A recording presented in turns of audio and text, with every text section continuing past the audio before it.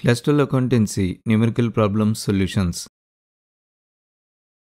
సమర్పిస్తున్నవారు eduxit.com.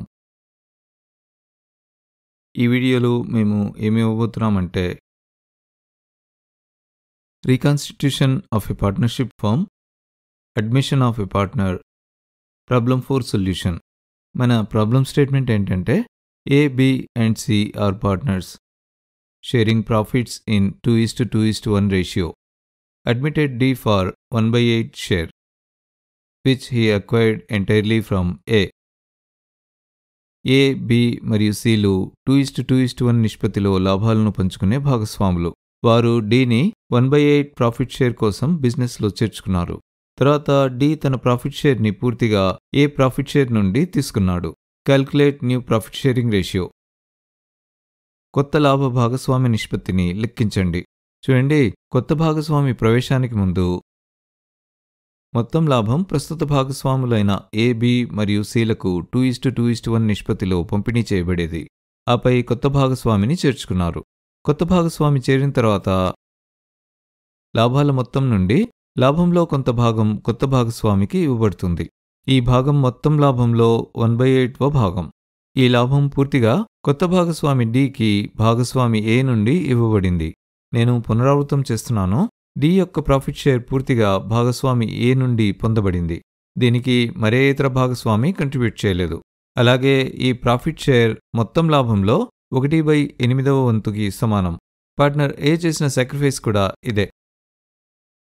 చూడండి, ఇది పాత భాగస్వాములు మిగిలిన లాభాలను పాత 2:2:1 నిష్పత్తిలో పంచుకునే కేసు కాదు.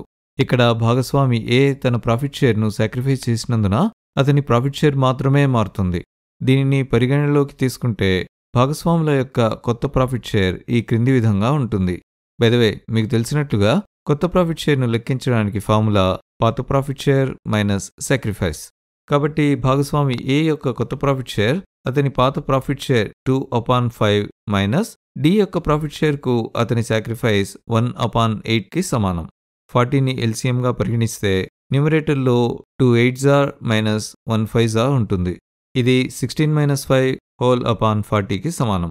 ఇది 11/40కి సమానం. ఇప్పుడు B తన ప్రాఫిట్ షేర్ను సాక్రిఫైస్ చేయనందున B యొక్క కొత్త ప్రాఫిట్ షేర్ మారదు మరియు అతని పాత ప్రాఫిట్ షేర్ 2/5 ఉంటుంది. డినామినేటర్ 40 అయ్యేలా దీన్ని సవరిద్దాం. న్యూమరేటర్ని 8తో డినామినేటర్ని 8తో మల్టిప్లై చేద్దాం. న్యూమరేటర్లు మరియు డినామినేటర్లను మల్టిప్లై చేస్తే ఇది 16/40కి సమానం. ఇప్పుడు C కూడా తన ప్రాఫిట్ షేర్ను సాక్రిఫైస్ చేయనందున C యొక్క కొత్త ప్రాఫిట్ షేర్ మారదు మరియు అతని పాత ప్రాఫిట్ షేర్ 1/5 ఉంటుంది. డినామినేటర్ 40 అయ్యేలా దీన్ని సవరిద్దాం. న్యూమరేటర్ని 8తో డినామినేటర్ని 8తో మల్టిప్లై చేద్దాం. న్యూమరేటర్లు మరియు డినామినేటర్లను మల్టిప్లై చేస్తే ఇది 8/40కి సమానం. ఇప్పుడు కొత్త భాగస్వామి D యొక్క ప్రాఫిట్ షేర్ 1/8 అవుతుంది. డినామినేటర్ 40 అయ్యేలా దీన్ని సవరిద్దాం.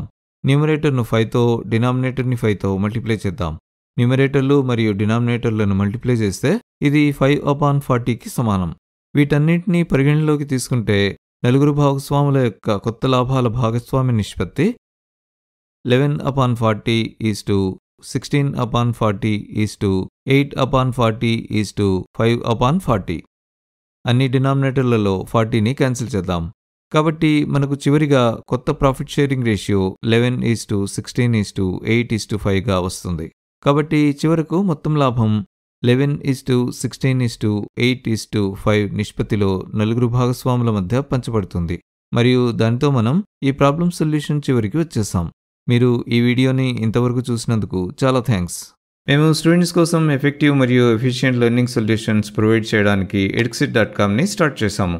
మా అన్ని వీడియోస్ని చూడడానికి ఈ ఛానల్ని సబ్స్క్రైబ్ చేయడం మర్చిపోవద్దు.